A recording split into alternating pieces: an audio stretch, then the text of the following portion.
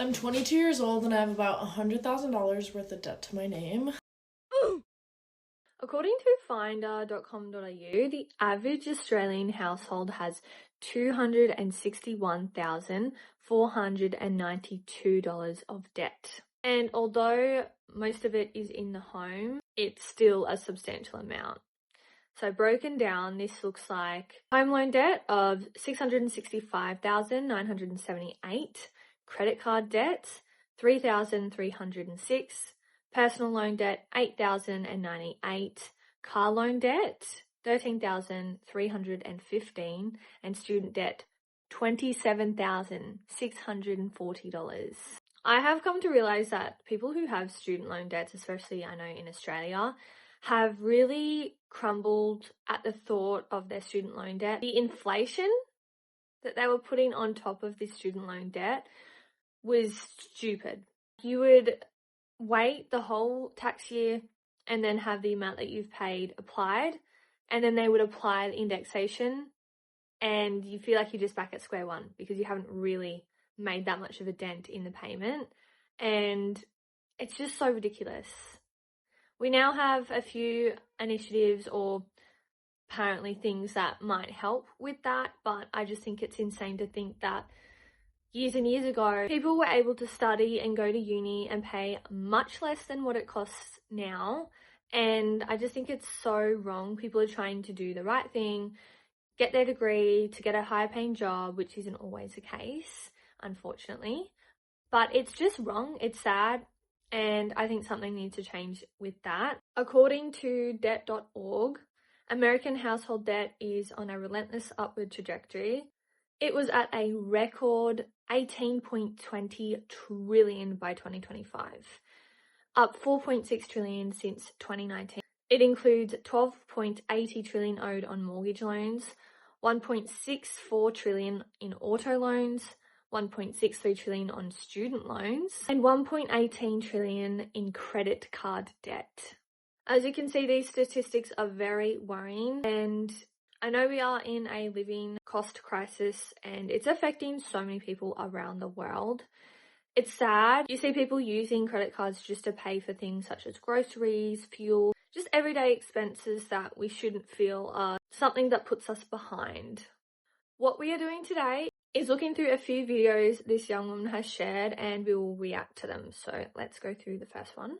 I'm 22 years old and I have about $100,000 worth of debt to my name. $24,000 of that is towards my credit card debt. I did choose debt settlement, so my credit card debt went from $37,000 to $24,000. I'm not getting charged interest on any of my credit card debt anymore because I chose debt settlement. Yes, this is going to stay on my credit record for 7 years, but I feel like that's better than declaring bankruptcy. I would go out to the bars and spend like $200, Nobu 3 times a week. Always put my card down when I was with my ex-boyfriend. I also went on lots of trips. I went to Japan. A lot of my credit card debt is for materialistic items, like me and my roommate would like go to Balenciaga and just like ball out. I bought nice jewelry, I bought nice furniture. I also bought a bunch of tattoos. I was making irresponsible decisions because I was an irresponsible child, pretty much. But here I am at 22 years old with all this credit card debt. You know, I'm holding on to all of this debt being a distant memory in a year or two. I will be out of credit card debt. I will be financially free again one day. Balenciaga, really? If you haven't noticed, I have the hiccups and terrible timing, so don't mind that. I feel like you're an adult when you're 18, right? I know in Australia you're considered an adult, but I don't think, in my opinion, people should be allowed to get tattoos until they're 21. I personally have 2 tattoos I'm currently getting rid of because I don't like them. And guess what? I got them before I was 21 years old. If I had waited till 21, I wouldn't have made that decision and probably avoided getting it, and also saving myself like $1,000 because I'm getting tattoo removery. It costs so much money. I think all up it cost me about $1,600 to remove these 2 tattoos. And mind you, they're not big. I think definitely in this time, it is easier to get yourself into debt because there's so many ads on social media. They sell our data and get tailored ads to things that we have shown interest in or that we might be interested in, which is just so controversial in my opinion. I know that obviously sometimes when we sign up and use these systems and apps, they say that's what they do, but it's just ridiculous that they can do that because it's just come to a point where it's insane. Every single time I open any app, especially a social media platform, ads. And it's so annoying. I think this woman definitely has a really good mindset and attitude towards, saying, I will pay this off, it will happen. I think that's great. You have to start somewhere, and yes, it's so easy to make mistakes when you're young and get yourself into so much debt. It just snowballs. But I also just think that we need to be financially educating ourselves a bit more. And I know sometimes we aren't always dealt hands that are not as helpful, and we have to learn a lot by ourselves. But at some point, we do need to take accountability and really be that change we want to be. I know for me personally, I wasn't really taught much about finances. I've learned a lot by myself and learning things online because there's so much information out there, and a lot of it for the most part is free. Sometimes, yes, you do pay for certain educations or things that are more specific to something you want to learn. I'm all for education. I think education is key and it is power. We can make better decisions when we are more educated and more well informed. So let's move on to this next video. I'm 22 years old and have about $100,000 worth of debt to my name. $55,000 of that is towards my car loan. But this is why I literally can't sell the car. Okay, so I still owe about $53,000 on the car. I tried Googling a similar model, but I can't find it anywhere.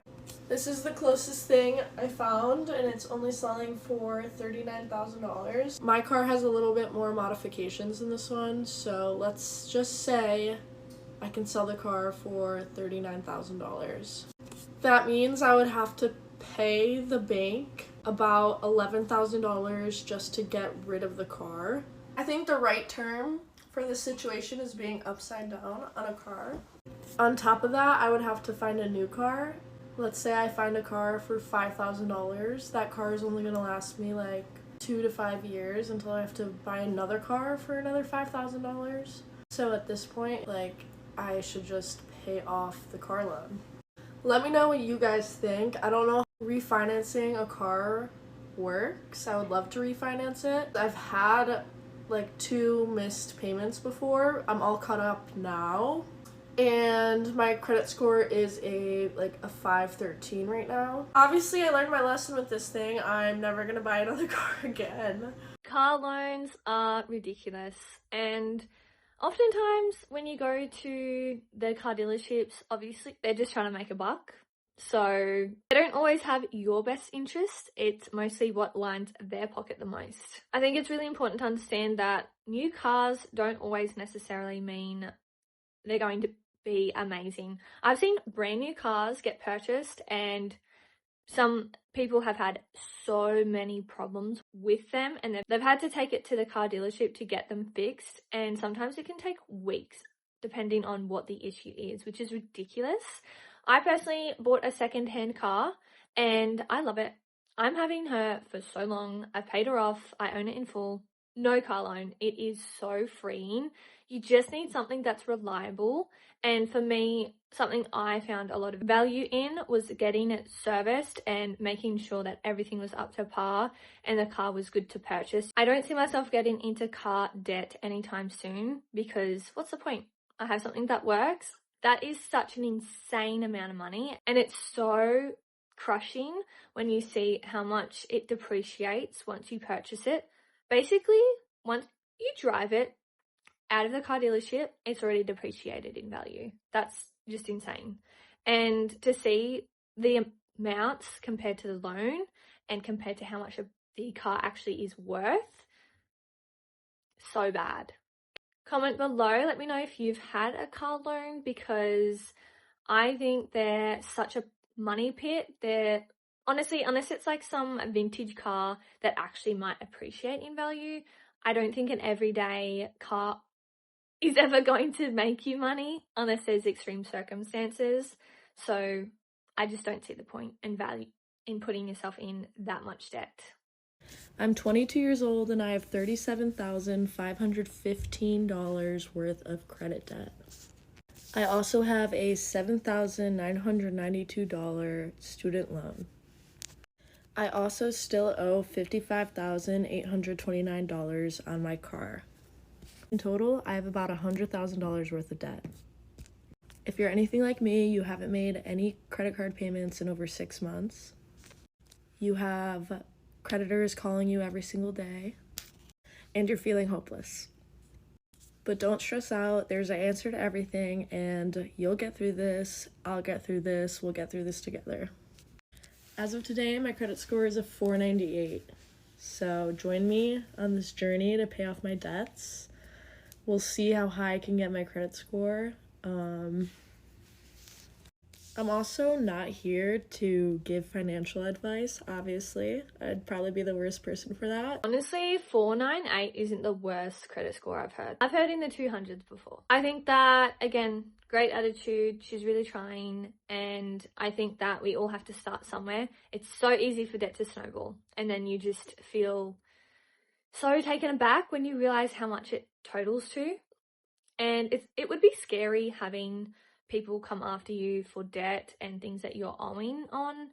I think we just really need to educate ourselves more and put ourselves in better positions. About 7 months ago, I had over $100,000 worth of debt to my name. Today, I have about $66,000 worth of debt to my name. The bold is what I have now. Stuff that's not bolded is what I started with. But I started with $37,387 worth of credit card debt. My biggest expense is my $48,000 car loan that I make monthly payments on. I am $150 late, but I'm gonna pay that like tomorrow once I get paid. I'm also behind on my student loan by 1 month, also gonna pay that tomorrow. This is the credit card I'm most proud of. This balance used to be like $2,500 and I've paid it down to $134 in about 6 months. Every month I make a $1,126 payment on my Chase credit card. I only have 4 more months of this payment and this was my biggest credit card debt.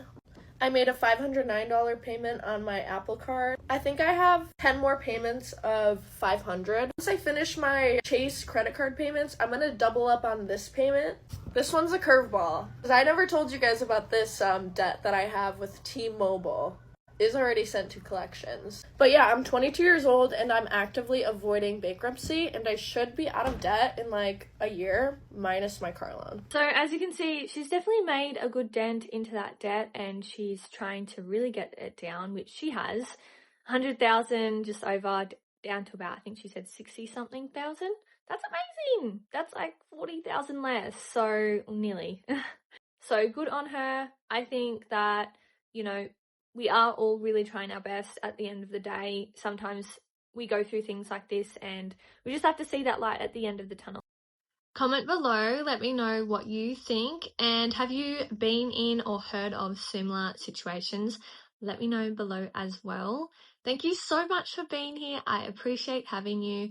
If you do want to join the fam and you haven't already, please do. We would love to have you here. And thank you so much. We are so close to 500 subscribers. I can't thank you enough for being here. I really do appreciate it. And if you do subscribe, don't forget to turn those notification bells on so you know when your girl is posting. I will see you next time. Have an amazing rest of your day. Bye.